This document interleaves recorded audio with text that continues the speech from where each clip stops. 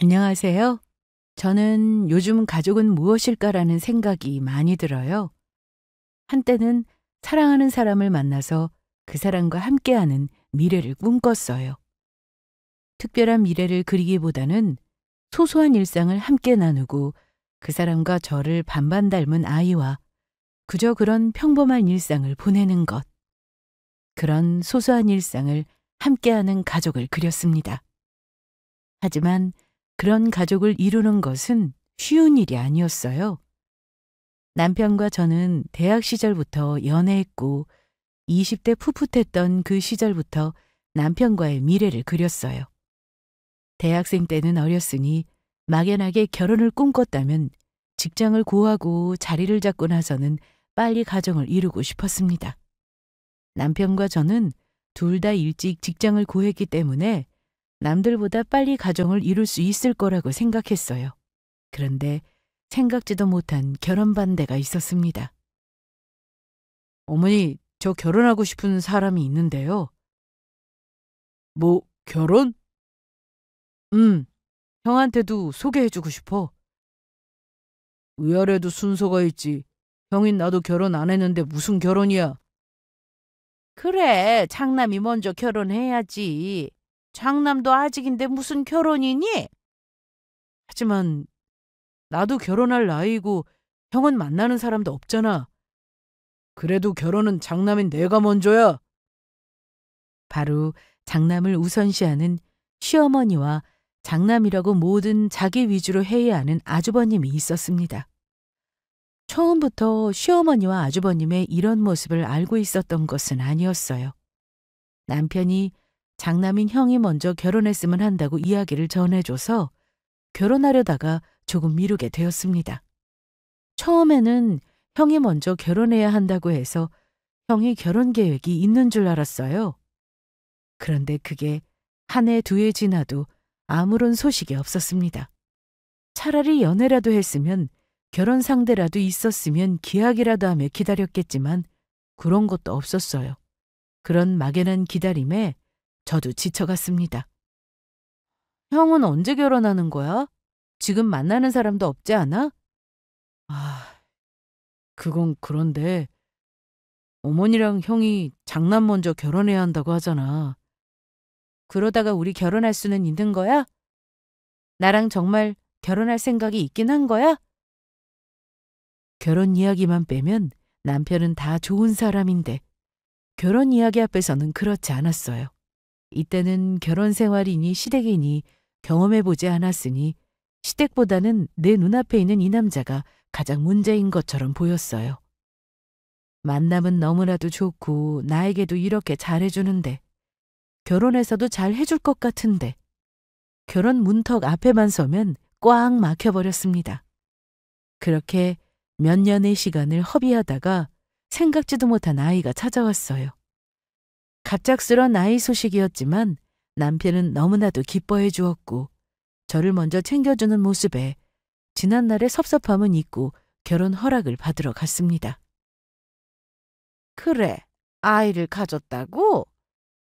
네, 어머님, 이제는 결혼 허락해 주세요. 그래, 뭐, 아이까지 가졌다는데 어쩌겠어. 괜히 다른 신경 쓰지 말고 아이 생각만 해. 네, 감사합니다.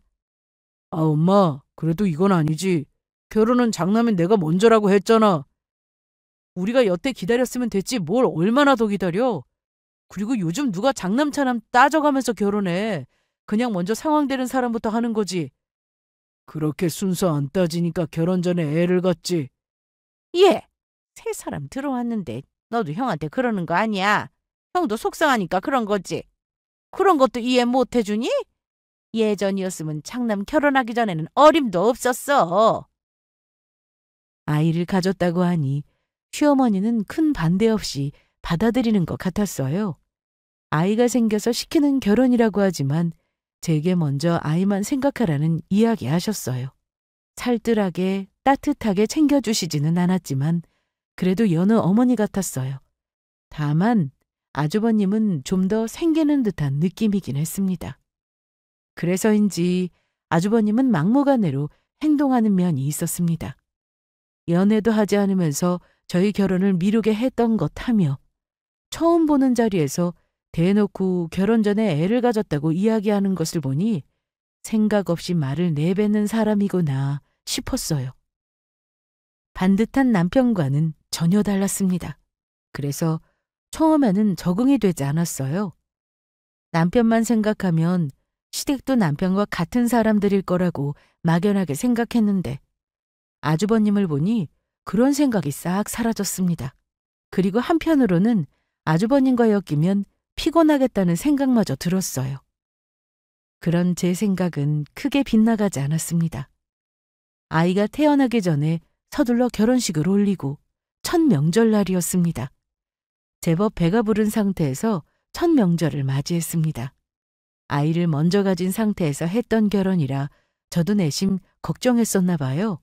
그런데 시어머니는 처음 인사했을 때 그랬듯이 살갑지는 않았지만 소소하게 저를 챙겨주었습니다. 이건 내가 할 테니 수저만 놔라. 네, 어머님. 이리 줘, 내가 할게. 시어머니는 무심하게 저를 챙겼고 남편도 저를 도왔어요. 긴장된 첫 명절이었지만 나쁘지 않았습니다. 하지만 그건 아주버님이 나타나기 전까지였어요. 아주버님은 저녁 늦은 시간에 술이 잔뜩 취한 상태로 나타났습니다. 나 빼고 다 화목하네. 아이고, 무슨 술을 그렇게 먹었어? 아, 몰라. 나 물이나 줘. 며느리도 생겼는데 엄마가 이걸 왜? 며느리 시켜. 얘가 정말. 아가! 어서 물 한 잔 가져다 주렴. 아주버님은 술에 취한 채 저를 막대했어요. 물론 물 한 잔 가져다 줄 수는 있는 일이에요. 그건 어디까지나 좋은 마음으로 좋은 관계에서 가져다 줄 수 있어요. 그런데 지금처럼 술에 취하고 들어와서 물이나 달라고 하지를 않나. 그리고 며느리를 시켜라니요. 며느리가 무슨 가정부인가요? 그런 식으로 이야기하는 것이 정말 꼴보기 싫었어요. 그런데 술 취한 사람과 무슨 이야기를 하겠냐는 생각으로 애써 참았어요. 그런데 시어머니는 아주버님이 며느리한테 시켜라는 말 한마디에 아무렇지 않다는 듯 제게 물을 가지고 오라고 했어요. 아주버님이 나타나기 전까지는 괜찮던 시어머니였지만 아주버님만 나타나면 아주버님, 시어머니는 아주버님 말만 따랐어요.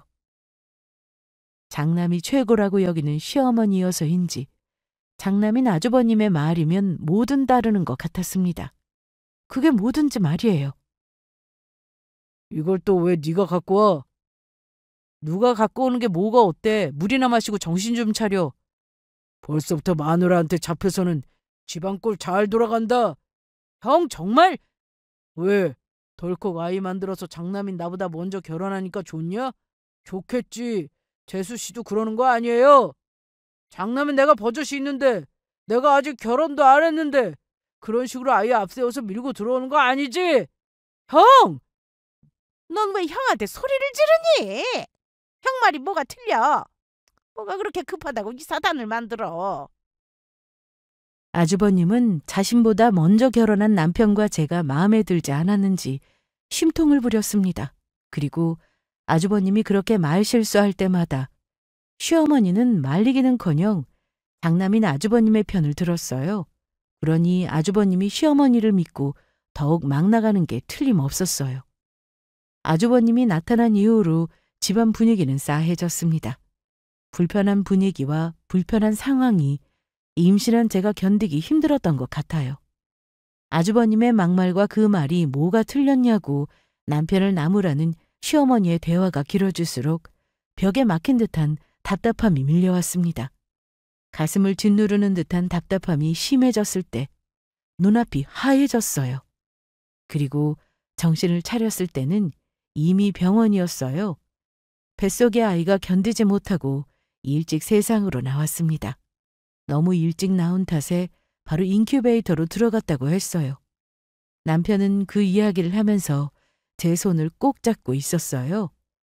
눈가가 젖은 채로 한없이 미안하다고 말만 되풀이했습니다. 결혼하면 좋은 일만 있을 거라고 생각했는데 이런 일이 생기다니요. 그때 내색하지 않았지만 참 생각이 많아졌어요.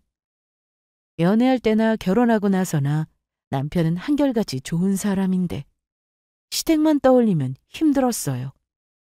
진작 이런 집안인 줄 알았다면 결혼하지 않았을까요?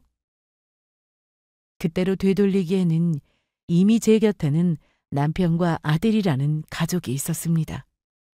세상에 너무 빨리 태어나게 했지만 그 작은 아이만큼은 지키고 싶었어요. 매일 아이를 떠올리며 눈물을 흘렸고 아이와 어서 함께 집으로 갈 날만을 기다렸습니다. 그런데 아주버님은 그날 상황을 그렇게까지 만들어 놓고도 아무런 미안한 마음도 없었어요. 아니요. 차라리 미안해하지만 않는 거였으면 나았겠어요. 아픈 아들을 두고 정말 얼토당토 않는 이야기를 했어요. 아이는 언제 인큐베이터에서 나온대? 아직이요. 지금은 너무 작아서요. 좀 더 커져야 하나 봐요. 인큐베이터 그거 비쌀 텐데. 그러니 괜한데 돈 쓰지 말라니까. 뭐라고요? 지금 뭐라고 하셨어요? 아니, 애도 약해 보이던데 인큐베이터 거기 들어간다고 다 사는 것도 아니라며. 거기서 못 나오면 보험금이라도 나오나? 순간 퍽 소리와 함께 남편의 주먹이 아주버님의 얼굴로 향했습니다. 갑작스런 남편의 행동에 저도 놀랐지만 더욱 놀란 것은 아주버님과 시어머니였어요. 아주버님은 순간 얼어붙은 채 얼굴을 감쌌어요. 잠깐 멍하게 있던 아주버님은 버럭버럭 소리를 질렀어요. 너 지금 뭐 하는 거야? 형이야말로 뭐 하는 거야? 뭐? 보험금? 이게 다 누구 때문인데? 난 어디서 형한테 소리를 질러? 엄마도 그러는 거 아니야. 지금 상황에서 그런 말이 나와? 아, 그럼 나보고 어쩌라는 거야? 보험금이 아니면 가진 돈이라도 주던가. 남편은 그동안 참았던 모든 울분을 터뜨리는 것 같았어요. 그런데 아주버님은 뜻밖의 말을 했습니다. 돈을 달라는 이야기였어요. 저는 아주버님을 자주 본 것이 아니라 뜬금없는 이야기에 어이가 없었지만 남편은 익숙하다는 듯 머리를 쥐어뜯었습니다. 알고 보니 아주버님은 이런 식으로 작고 큰 사고를 쳤던 것 같아요. 여기저기 돈을 빌리고 갚지 않는 일은 허다했고 가게에서 말썽을 부려서 합의금을 물기도 했습니다. 이번에는 대출로도 모자라 사채까지 쓴 것 같았어요. 돌려막기로 하며 버티오던 게 터지고 만 것이었어요. 돈 나올 곳 없던 아주버님은 보험금을 들먹이며 말도 안 되는 이야기를 한 거였습니다. 정말 기가 막혔습니다. 아무리 돈이 궁했어도 그렇지 어떻게 그런 생각을 떠올릴 수 있었는지 인간이 아닌 것 같았어요. 저는 시댁 식구들을 잠깐 본 것이었지만 그 잠깐 동안 그들의 끝을 본 것 같았습니다. 더 이상 엮이고 싶지 않았어요. 다행히 남편도 같은 생각인 것 같았어요. 아니 어쩌면 형의 얼굴을 쳤을 때부터 이미 끝을 염두에 두었던 것 같습니다. 집으로 온 남편은 제게 이런 말을 했습니다. 내 가족 때문에 이런 일 겪게 해서 미안해. 우리 가족은 없는 걸로 생각하자. 그게 나을 것 같아. 이제 당신이랑 우리 아이만 생각할게. 시댁만 빼면 남편은 정말 좋은 사람이었어요. 가족들이 감당되지 않자 먼저 연을 끊고 살자고 말해주었어요. 그 약속은 몇 년이 지난 후에도 지켰어요.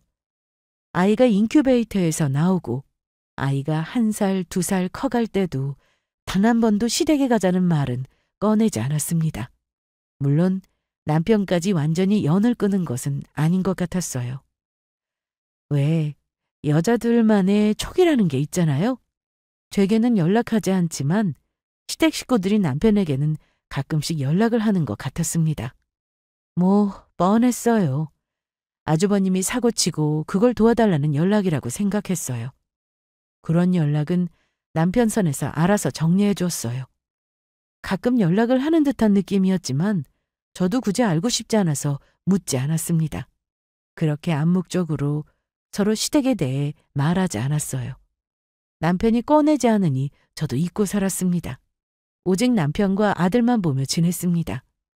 남편은 저에게도 완벽한 남편이었지만 아들에게도 좋은 아빠가 되어주었어요. 퇴근 후면 곧장 집으로 와서 저와 아들을 챙겼습니다. 시댁이 빠지고 나니 제가 꿈꾸던 결혼 생활 그 자체였어요. 너무나도 행복한 시간이었습니다. 주말에 아들이랑 둘이 단둘이 여행 다녀오려고 해. 주말에 둘이서만? 요즘 당신 늦게까지 일하느라 바쁘잖아.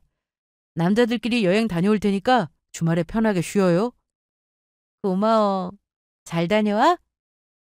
남편은 바쁜 제가 편히 쉴 수 있도록 아들과의 시간을 만들었어요. 주말에 종종 아들과 단둘이 놀러 가기도 하고 지금처럼 여행을 떠나기도 했어요. 처음에는 어린 아들과 여행을 가는 남편이 걱정되기도 했지만 자주 다니다 보니 이제 믿고 맡겼습니다. 그날도 특별하지 않은 날이었어요. 여느 때와 다름없이 남편과 아들이 여행을 떠났습니다. 이틀이라는 주말, 여행을 떠났던 남편과 아들이 돌아온 날이었습니다. 남편과 아들을 기다리며 식사 준비하는데 남편에게서 연락이 왔습니다. 다 와가? 네, 구조대입니다. 핸드폰 주인이 교통사고를 당해서 연락드렸습니다. 네? 남편이요? 아들이요? 아들도 같이 있을 텐데요? 두 분 다 병원으로 이송 중입니다. 병원으로 와주세요. 많이 다쳤나요? 병원으로 빨리 와주세요. 가슴이 철렁 주저앉았습니다. 많이 다쳤냐는 물음에 그저 빨리 병원으로 오라고 답하는 구조대의 말에 안 좋은 생각이 들었습니다. 무슨 정신으로 병원까지 달려갔는지 모르겠어요. 제발 생명만은 건지기를 바라면서 달려갔습니다. 그런데 병원에 도착해서 제가 본 것은 흰 천으로 덮인 아들과 아들이었어요. 병원에서는 도착했을 때 이미 숨은 거둔 뒤라고 했습니다. 병원에서는 더 이상 해줄 것이 없다면서 손을 놓고 있는데 저마저도 이 손을 놓으면 안 될 것 같았어요. 남편과 아들을 붙잡고 목 놓아 불었어요. 잡은 손에는 아직 온기가 있는데 금방이라도 깨어날 것 같은데 두 사람은 여전히 반응이 있었어요. 하늘이 야속하게도 저만 홀로 남겨두고 남편과 아들이 먼저 떠났습니다. 하루아침에 사랑하는 가족을 모두 잃은 저는 슬픔에 빠져 있었어요. 장례식장에서 힘없이 주저앉아 남편과 아들의 영정사진만 한없이 바라봤어요. 그러다가 왜 나만 두고 먼저 갔는지 원망도 했어요. 왜 나 혼자만 남겨뒀는지 원망스러웠습니다. 차라리 같이 여행을 떠날 걸 그랬다는 후회마저 들었습니다. 아니, 그냥 그런 여행을 보내지 말았다면, 남편이 조금 덜 가정적이어서 그냥 집에만 있었다면, 그냥 그렇게 있었으면 이런 일이 벌어지지 않았을까. 모든 것이 후회되었습니다. 하지만 이런 순간에도 자기밖에 모르는 사람은 있더라고요. 그래도 남편 가족이니까, 남편이 세상을 떠났으니까 그동안 연락하지 않았던 시댁에 연락한 것인데, 시댁 식구라는 사람들은 장례식장에서 자기 이익만 챙기기 바빴습니다. 조문객을 챙긴다는 말로 부조금만 챙기고 있는 아주버님. 아들이 세상을 떠나는데도 슬픈 기색 없이 장난만 챙기고 있는 시어머니. 그 사람들은 남편의 가족도 아닌 것 같았어요. 그저 지나가는 누군가가 죽은 장례식장에 와서 무례하게 떠드는 사람들 같았습니다. 내가 아까 보험사 직원 왔길래 물어봤거든. 그게 상대차 졸음운전이라고 인정했나 봐. 그럼 그쪽 100% 잘못한 거지. 그럼 보험금이 달라져? 아, 그럼. 원래 교통사고는 누가 잘못인지가 제일 중요해. 게다가 지금 2명이나 죽었는데 보통 일이 아니지. 아까 물어보니까 보험금도 꽤 되는 것 같은데. 그런데 그걸 제가 혼자 다 받는다는 거야? 내가 엄만데? 아, 그러니까. 그 돈만 있으면 번듯한 일도 구할 텐데. 시어머니와 아주버님은 속삭이며 이야기한다고 했지만 워낙 큰 목소리에 남을 신경을 쓰지 않는 사람들이라 제 귀에까지 들렸습니다. 장례식이 끝나기도 전에 보험금을 운운하고 있는 사람들이라니요. 정말 악마도 이런 악마가 없겠다는 생각이 들었습니다. 저는 도저히 참지 못하고 시어머니와 아주버님이 있는 곳으로 갔습니다. 정말 너무들 하세요. 다른 사람도 아니고 남편이 죽었잖아요. 어머님 아들이 죽었고 아주버님 동생이 교통사고로 세상을 떠났다고요. 그런데 어떻게 장례식이 끝나기도 전에 그런 이야기를 할 수가 있어요? 그러고도 가족이에요? 가족이 맞냐고요? 어디서 큰 소리야? 그렇게 영꾸고 가더니 시어머니가 시어머니를 안 보이지? 어머니 아들이 보이기는 하세요? 남편이 어머니 아들이긴 해요? 아들이 아니면 뭐니? 그래, 말 잘 꺼냈다. 내 아들이니까. 우리 아들 보험금은 내 것이나 다름없지. 그 보험금은 네 아주버님에게 줘라. 우리 아들의 자식 것까지 전부 말이다. 저는 시댁 식구들에게 적어도 남편에게 애도하는 마음을 가지라고 이야기했어요. 그런데 그런 마음은 전혀 없고 오직 가족이니 보험금을 달라는 말뿐이었습니다. 그동안 가족 노릇한 것도 없어 보이는데 이제 와서 가족이라니요. 제가 너무 많은 것을 바란 것 같았습니다. 더 이상 상종할 가치조차 느껴지지 않았어요. 제가 왜 아주버님에게 보험금을 줘야 해요? 절대 못 줘요. 예수씨, 그렇게 안 봤는데 속물이네. 이 정도면 남편 죽기를 바라고 있었던 거 아니야? 말 조심하세요. 그렇게 바라고 있는 사람은 지금 아주버님이잖아요. 아이고, 이래서 사람은 잘 들어야 하는데 키가 그렇게 세니까 남편 자식 모두 앞세우는 거 아니야? 너는 보험금 꿈도 꾸지 마라. 제가 보험금을 주지 못한다고 하자 시어머니와 아주버님은 단단히 화가 난 듯 소리쳤어요. 그러고는 분을 못 이겨 장례식장을 떠났습니다. 그러고는 장례식이 끝날 때까지 나타나지도 않았어요. 와봤자 보험금 이야기만 하니 차라리 오지 않는 게 더 낫겠다는 생각이 들었습니다. 그렇게 시댁과는 모든 관계를 끝내고 없었습니다. 그런데 그놈의 보험금이 뭐라고. 시댁은 시도 때도 없이 집으로 쳐들어왔습니다. 남편과 아들을 보내고 힘겨운 저에게 시댁의 보험금 얘기는 저를 더욱 무너지게 했어요. 아직도 보험금 안 보냈니? 어서 네 아주버님한테 입금해라. 제가 왜요? 제 남편이고 제 아들 앞으로 나온 것인데 제가 왜 아주버님에게 줘야 해요? 얘 봐라. 이제 처자식도 없는 네가 그렇게 큰 돈이 뭐가 필요해? 시어머니 눈에는 남편과 자식을 먼저 떠나보낸 제가 보이지 않나 봐요. 오직 보험금만 눈에 들어왔어요. 하긴 본인 아들이 사고로 떠났는데도 저렇게 보험금만 이야기하시는 분이니 저의 슬픔이 눈에 들어오지 않는 게 당연한 것 같았습니다. 차마 저는 남편과 아들이 이 세상에 없는 것을 인정하고 싶지 않아서 보험금마저도 뒷전으로 생각하고 있는데 그걸 어떻게든 챙기려고 드는 시어머니 때문에 기가 막히면서도 정신이 바짝 들었습니다. 이제는 남편과 아들을 지켜줄 수 있는 사람이 이 세상에는 저밖에 없다는 생각이 들면서 더 이상 시어머니에게 휘둘려서는 안 되겠다는 생각이 들었습니다. 보험금은 여전히 제게 지급되겠지만 어떻게 하면 시댁 식구들이 더 이상 제게 찾아와서 보험금을 내놓으라는 말도 안 되는 행동을 하지 않을 수 없을지 고민했습니다. 남편이라면 어떻게 했을까? 남편이 살아있었다면 어떻게 대처했을까? 떠올리다가 남편의 휴대전화를 보게 되었어요. 남편이 생전에 제게 다 이야기하지 않았지만 시댁에서 연락이 종종 왔던 것을 눈치챘던지라 남편의 휴대전화를 확인하면 뭔가 방법이 있지 않을까 생각한 것이었어요. 아니나 다를까 남편의 휴대전화에는 아주버님과 시어머니와의 메시지가 남아 있었어요. 아주버님은 부모와 연을 끊는 게 말이 되냐면서 도리를 다하라는 이야기와 함께 용돈을 요구했어요. 금액은 그리 크지 않은 것 같았습니다. 대화 중간중간에 남편이 아주버님에게 이제는 정신 좀 차리라고 하는 이야기가 있었습니다. 아주버님은 너나 잘해라고 하면서 맞받아 쳤고 특별한 이야기는 없어 보였어요. 하지만 뭔가 이야기가 매끄럽지 않은 것이 중간에 중요한 내용이 빠진 것 같았습니다. 시어머니의 문자는 아주버님과의 문자보다 단출했어요. 뜬금없이 네 형인데 그럴 거냐, 네 형을 살리고 봐야 하지 않겠냐는 의미심장한 말들이 있었습니다. 자세한 내막은 모르겠지만 아주버님의 평소 행실을 봤을 때 어디에 돈을 물어줘야 하는 사고를 치지 않았을까라고 짐작했어요.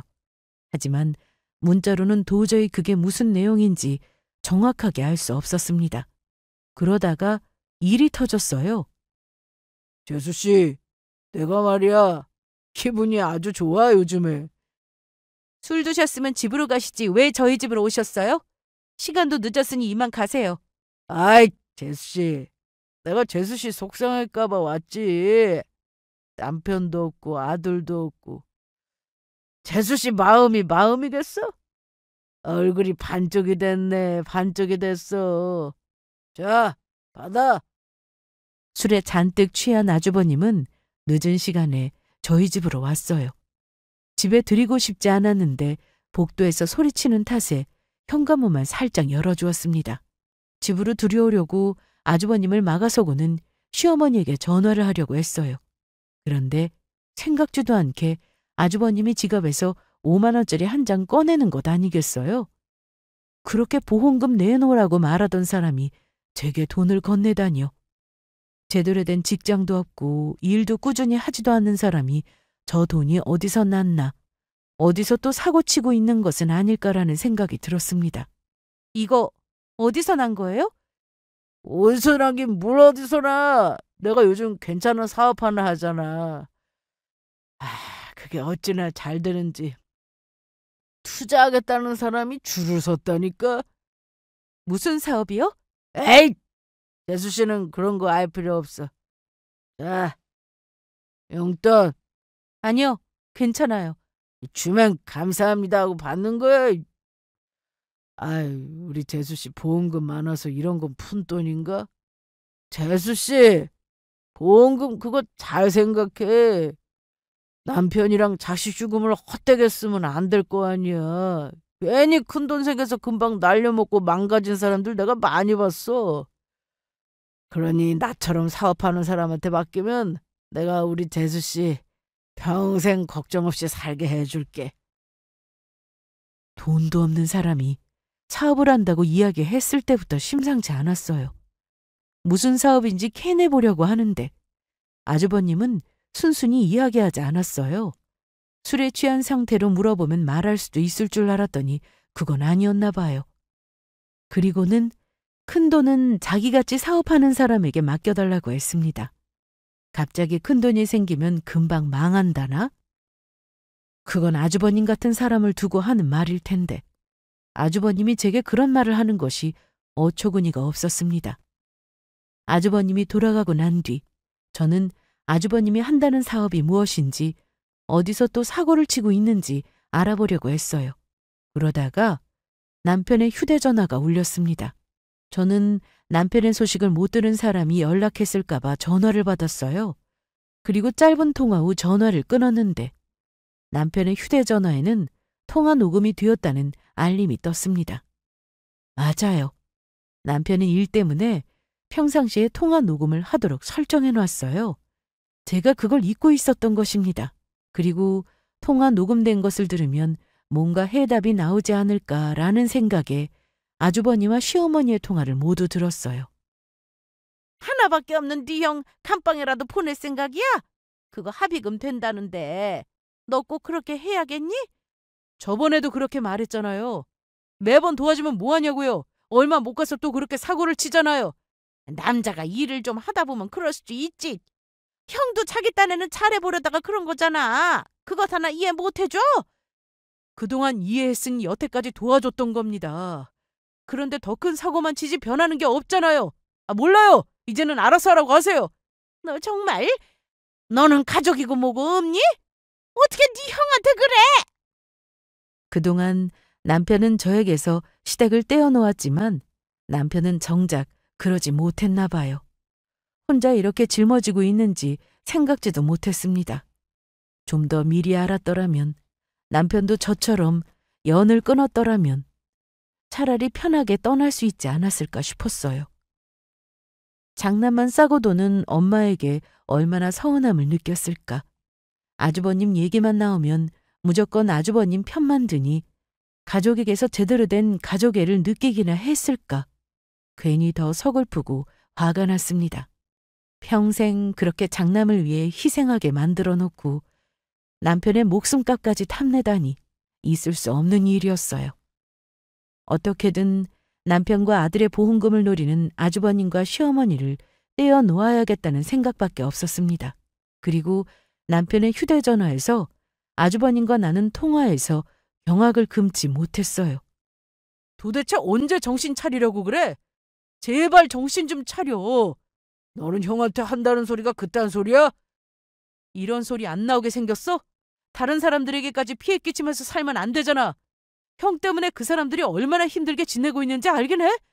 내가 뭐 돈 강제로 뺏기를 했냐 뭘 했냐? 자기들이 투자해놓고는 뭘 다 내 탓이래. 투자는 원래 리스크가 있는 거야. 그걸 모르면 안 되지. 그거 사기잖아. 그러니 누가 속을 해? 자기들이 제대로 안 알아보고 속아놓고는 왜 내 탓이야? 속은 사람이 잘못이지.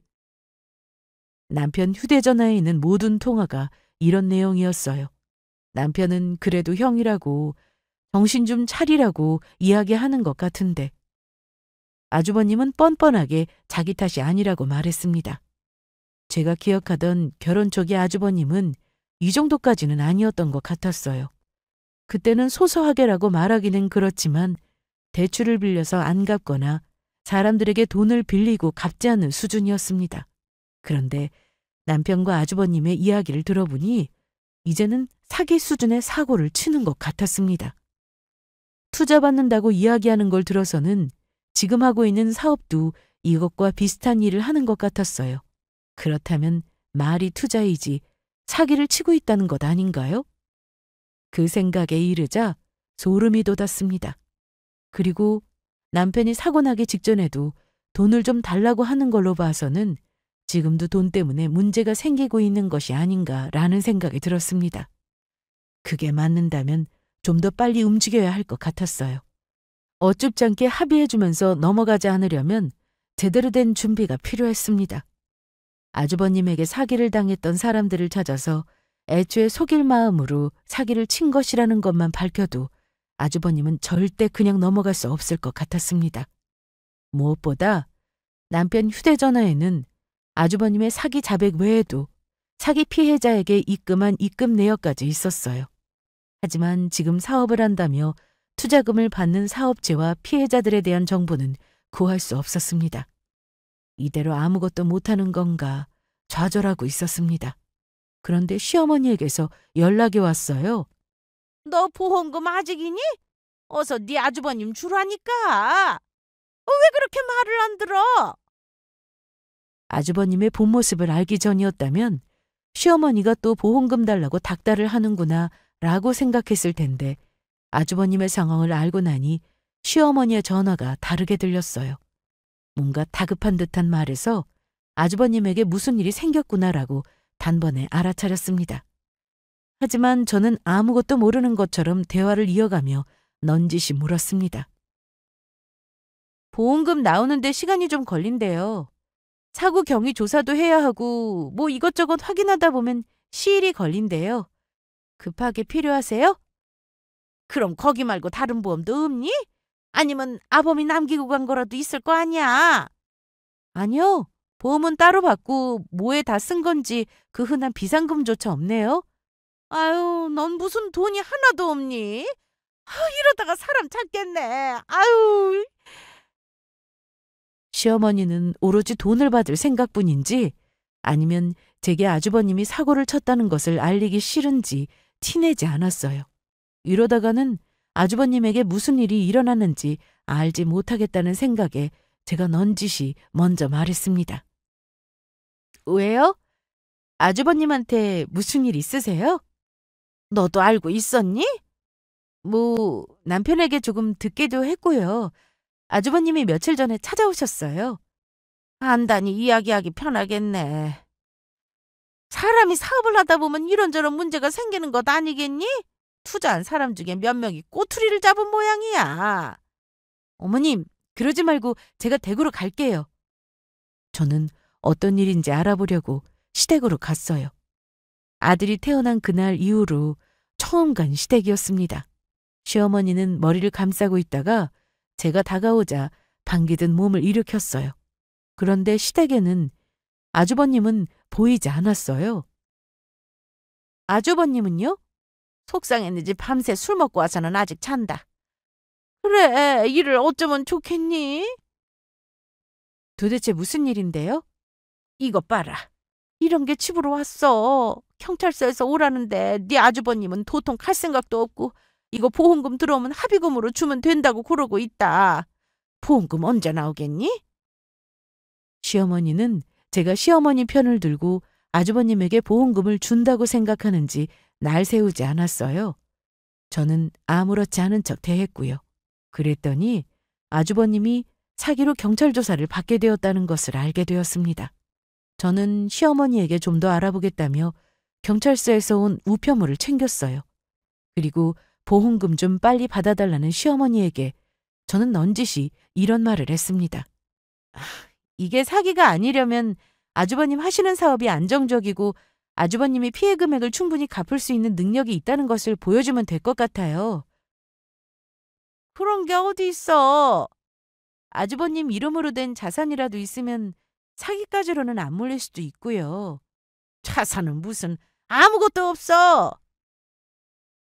제가 조언 아닌 조언을 하자 시어머니는 귀 기울여 들었어요. 제가 아주버님을 도와줄 거라고 철석같이 믿는지 솔직히 대답도 했어요. 아주버님이 피해 금액을 갚을 수 있는 능력도 없고 자산도 없다는 말도 서슴지 않았습니다. 이걸 보면 시어머니도 아주버님에 대해 제대로 파악하고 있는 것 같았습니다. 하지만 아들이 얽혀있는 일에 대해서는 정상적으로 판단할 수 없는지 상식 이하의 행동을 보여주었어요. 그런데 저는 이런 생각도 들더라고요. 매번 사고만 치는 아주버님도 문제지만 사고만 치는 아들로 키운 시어머니의 잘못도 컸습니다.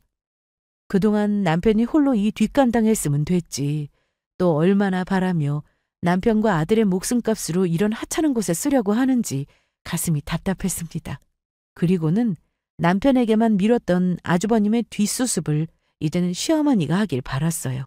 그래서 시어머니가 유일하게 가진 살고 계신 집을 아주버님에게 넘겨주라고 말했습니다. 그럼 어머님 집 명의라도 아주버님 앞으로 넘겨주세요. 그거라도 있어야 아주버님이 사기로 안 잡혀가요. 내 집을?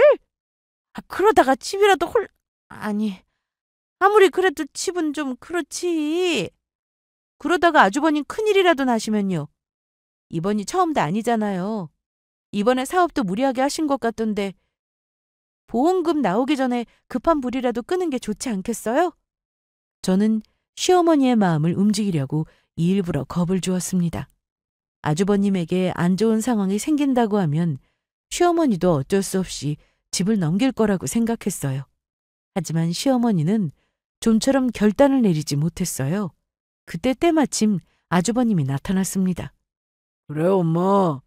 엄마 나 감방 보낼 거 아니잖아. 나도 금방 해결할 수 있어. 잠깐만 도와줘. 그래도 우리가 이 집이라도 없으면 어떡해. 엄마는 나 깜빵 보내놓고 이 집에서 혼자 두 다리 쭉 뻗고 잘 수 있어? 엄마 아들 못 믿어? 이거 잠깐이야.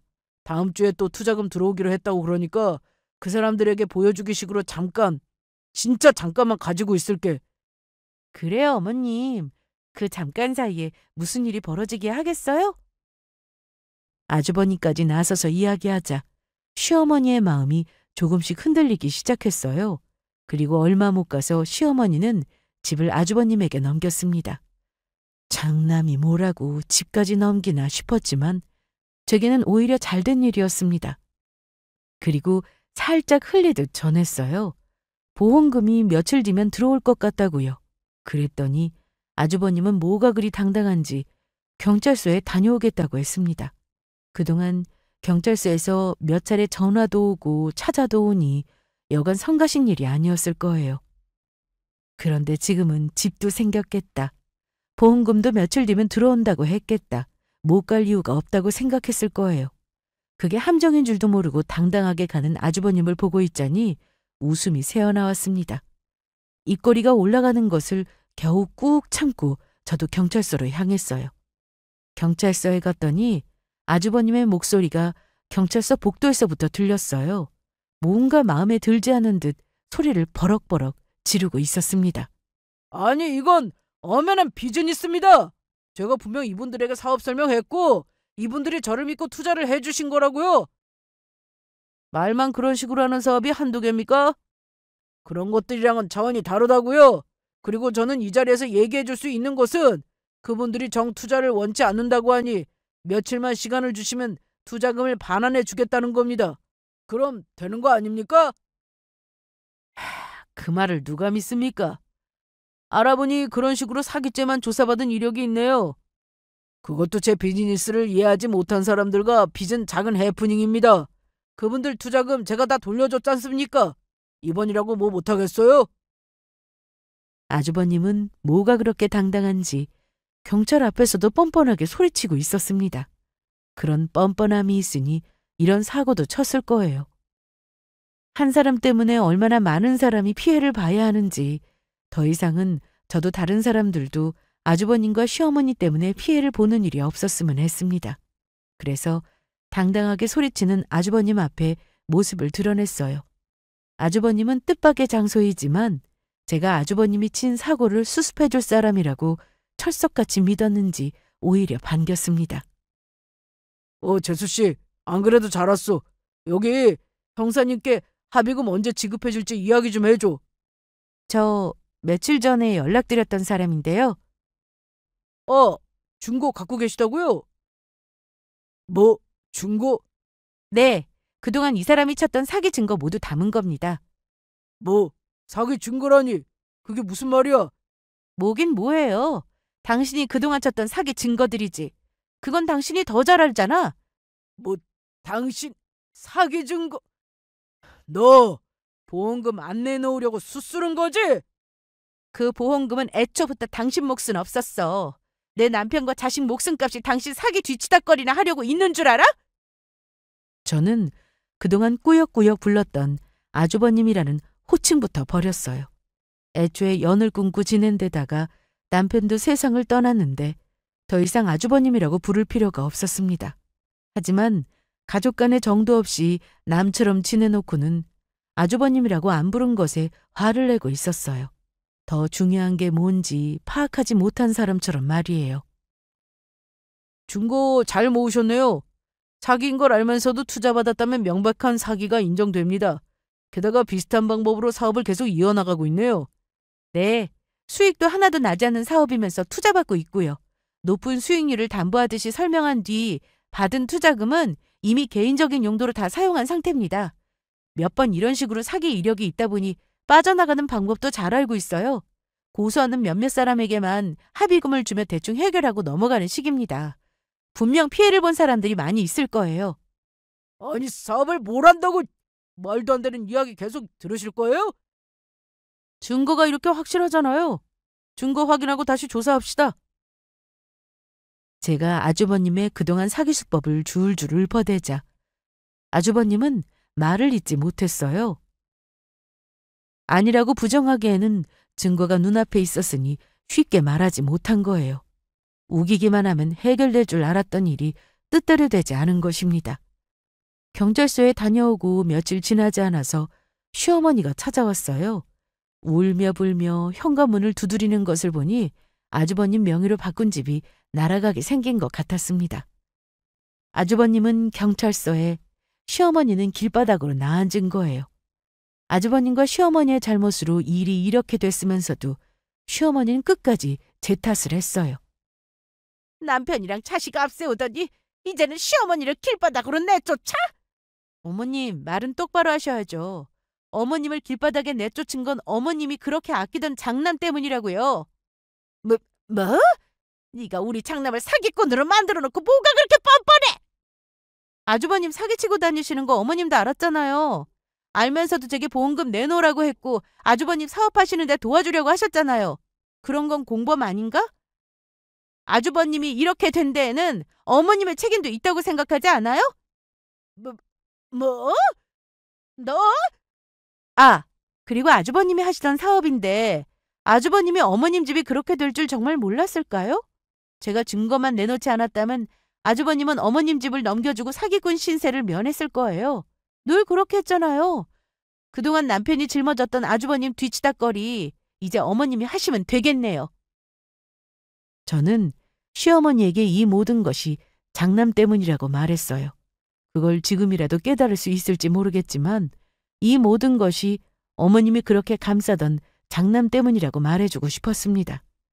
그 이야기를 해줄 사람이 이제는 더 이상 이곳에는 없으니까요. 그나마 이런 이야기를 할 수 있었던 남편은 이미 세상을 떠났고 저도 더 이상 시댁과 얽힐 이유가 없으니 그런 말을 할 사람이 더는 없다는 걸 시어머니는 알까요? 어쩌면 평생 알지 못할 거예요. 평생을 장남만이 최고라고 여기며 이번처럼 잘못된 선택이 장남의 탓도 자신의 탓도 아니라고 생각하며 살지도 모릅니다. 하지만 남편의 빈자리는 제게는 컸어요. 집으로 돌아와도 반겨주는 이가 없고 더 이상 품을 수 없는 아들이 그리웠어요. 보험금 때문에 시어머니와 아주버님과 씨름하느라 조금은 잊었던 남편과 아들의 빈자리가 크게 다가왔습니다. 그렇지만 하루하루 남편과 아들을 추억하며 지내다 보니 마음만큼은 혼자가 아닌 것 같았어요. 그렇게 혼자이지만 혼자가 아닌 것처럼 씩씩하게 일상을 보내고 있습니다. 여러분은 결혼해서 얻은 가족과 어떻게 지내시나요? 여러분이 생각한 이상적인 가족과 함께하고 계시나요? 저는 이제 가족이라고 부를 사람이 남지 않아서인지 가족을 떠올릴 때마다 마음이 저려오네요. 오늘 긴 이야기 들어주셔서 감사합니다. 제 이야기는 여기까지입니다.